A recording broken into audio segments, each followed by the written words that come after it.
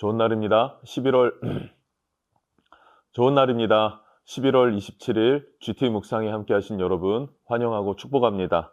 오늘은 에스라 2장 1절에서 35절 말씀으로 믿음과 소망의 조상이란 제목으로 하나님 말씀 나누겠습니다. 본문 말씀 함께 읽어봅니다. 제2장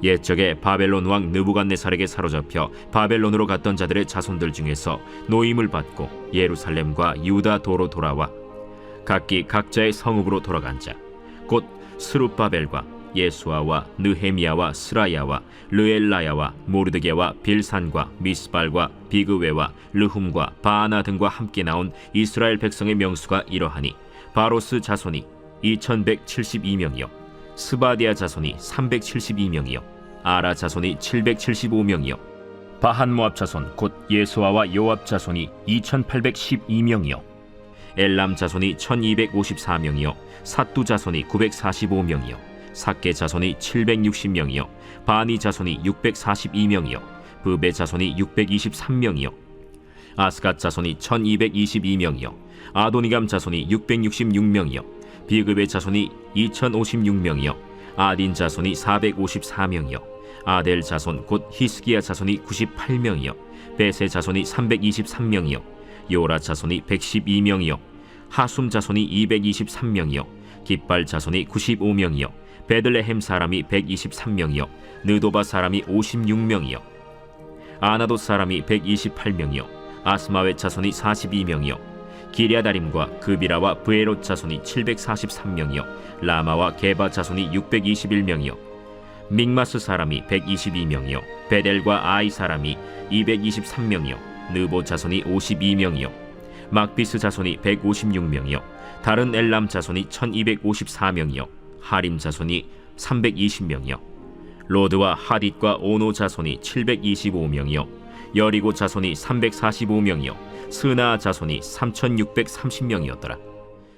에스라 2장에서는요 1차 귀한 자들의 명단이다 라고 볼 수 있어요. 예루살렘으로 돌아가기를 원하는 사람들, 그들이 무리가 지어졌고 그들의 이름이 또 그들의 출신들이 가문이 어디였는지를 기록하고 있습니다. 후에 2차 귀한 자들과 3차 귀한 자들로 이어지게 됩니다. 그래서 1차 귀한이다 라고 우리가 명하는 것이죠. 그러나 단순한 명단은 아니다라는 것도 기억하면 좋겠습니다. 1절과 2절을 보면요. 11명의 지도자들을 말하고 있어요. 2절을 보니까요. 곧 수룹바벨과 예수아와 느헤미야와 스라야와 스엘라야와 모르드게와 빌산과 미스발과 비그웨와 르훔과 바아나 등과 함께 나온 이스라엘의 백성의 명수가 이러하니 11명의 리더들이 있고요. 그 중에 탑 리더라고 할 수 있는 지도자는 수룹바벨이었습니다. 그래서 수룹바벨과 또 수룹바벨을 제외한 10명의 리더들, 이들이 민족의 지도자로 세워져서 귀환을 하게 되었고 이들로 인해서 성전 건축이 시작되고 그 기초가 놓여지는 그 모습을 그리고 있습니다.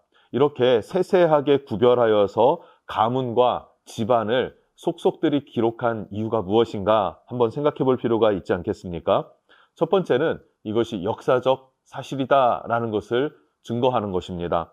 정확한 통계를 자료화해서 남겨놔야 역사적 사료가 되지 않겠습니까? 그래서 역사적 사실을 증거하고 사실대로 기록하여서 자신들뿐만 아니라 자신들의 후대에도 이 뿌리를 분명하게 말해주려고 전달하려고 했던 의도가 있었다는 것입니다. 두 번째는 지파별의 역할과 부르심이 각각 달랐기 때문에 라고도 볼 수 있어요. 이스라엘에게 족보는 굉장히 특별합니다. 왜냐하면 단순히 내 뿌리는 여기야 정도가 아니라 그 땅과 그 지파에 맞는 하나님의 부르심이 있단 말이죠. 창세기 49장 그리고 50장 마지막에 보면요. 야곱은 12아들들을 축복합니다. 그러면 그 축복에 맞는 그들의 역할들이 있다는 거죠. 지금으로 말하면 은사가 있고 달란트가 있고 각각 다르게 하나님께서 부여했다.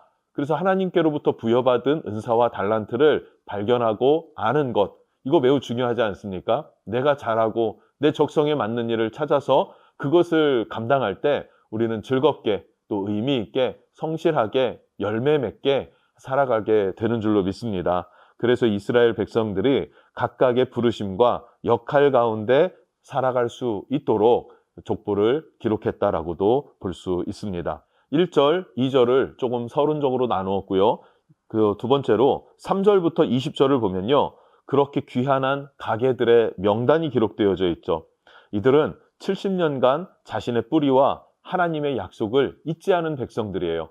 하나님의 약속을 꿋꿋하게 지켜나갔던 그런 믿음의 사람들이다라고 볼 수 있겠고요. 21절부터 35절까지는 바벨론에서 살던 70년의 세월이 있지 않습니까? 그 세월 동안에 계보를 잃어버렸습니다. 조상의 계보는 잃어버렸어요. 그런데 우리 할아버지는 이스라엘의 어느 땅에 살았습니다 라고 했었던 본적이라고 해야 되겠죠. 그 본적은 분명하게 기억하고 있는 사람들의 명단을 기록했다라고 볼 수 있습니다. 상황과 형편들을 고려한다면 이들은 나무랄 수가 없는 것이죠.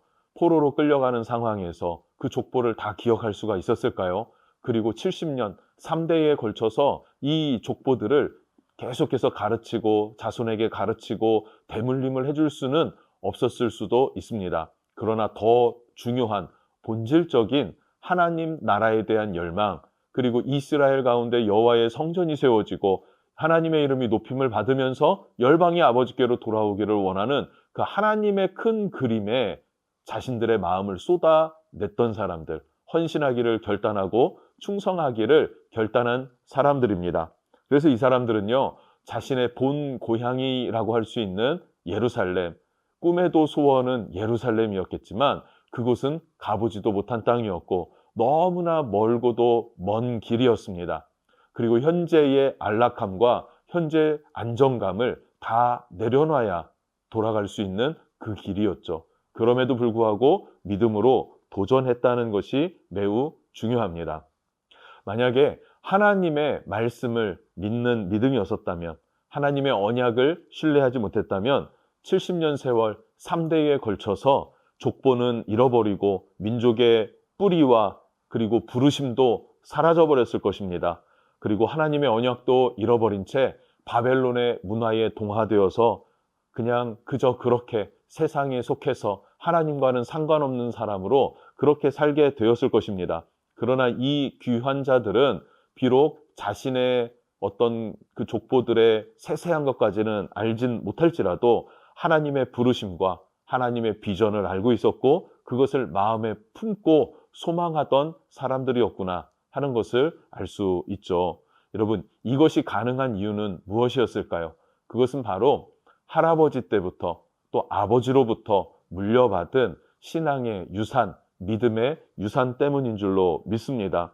이스라엘은 이때부터 회당을 지었죠. 그 회당 안에서 하나님의 부르심을 그리고 민족의 부르심을 그래서 우리 가문은 어떻게 살아가야 하는지를 무엇이 인생에 가장 중요한지를 말씀 안에서 가르치고 배웠습니다. 그런 신앙의 전수가 일어났기 때문에 이런 일들이 가능했다 하는 것도 생각해 볼 필요가 있습니다. 이 시대는 어떻습니까? 세상의 사조, 세상의 흐름, 세상의 유행, 세상이 중요하다고 하는 것이 가장 중요한 것인가? 아니면 하나님 안에서의 믿음이 가장 중요한 것인가에 대해서 분리되지 아니하고 하나님의 믿음이 중요해요. 그런데 지금은 공부할 때니까 대학이 더 중요하고 지금은 취업할 때니까 취업이 더 중요하고 지금은 내가 이런 것들을 경험하면서 배워야 하고 즐겨야 하고 누려야 하니까 라고 하면서 하나님이 중요합니다라는 믿음과 내 삶이 배치가 되면 안 되겠죠. 나뉘어지면 안 될 것입니다. 하나가 되는 것, 이것이 매우 중요하다. 또 이것은 어디에서부터 시작돼야 된다? 그것은 가정에서부터 믿음의 전수가 일어나야 된다 하는 것을 우리 한번 다시 되새겨 볼 수 있었으면 좋겠습니다. 우리에게도 정말로 중요한 것, 우리는 하나님의 자녀가 되었다라고 하는 정체성입니다. 이 땅에도 속했지만 하나님 나라에 속한 자죠. 그래서 하나님 나라의 정체성을 먼저 구하고 그 뜻을 위해서 살아가는 존재가 되었다. 그렇게 하나님이 나를 피로 사셨다라고 라고 하는 사실을 다시 한번 기억하고 하나님 앞에서 승리하는 삶 살아갈 수 있기를 축복합니다. 기도하겠습니다. 하나님, 우리가 이 땅을 살아갈 때에 이스라엘 백성과 같이 타국에서 사는 존재와 같습니다. 우리의 소속은, 우리의 정체성은 하나님 나라에 있고 하나님의 자녀가 되었다는 것인데, 하나님, 이 믿음이 우리가 흔들리지 않고 온전히 굳건하게 지켜나갈 수 있는 것, 그것은 가정 안에서 믿음의 교육이 일어날 때, 신앙의 전수가 일어날 때 가능한 줄로 믿습니다. 하나님, 우리의 가정을 축복해 주셔서 부모님의 신앙이 나에게로, 또 나의 신앙이 나의 자녀에게로 흘러갈 수 있게 하시되, 그 신앙이 더 깊어지고 또 선명해지고 하나님을 향한 열망과 사랑이 점점 커져갈 수 있도록 축복하시고 인도해 주십시오. 예수님의 이름으로 기도합니다. 아멘.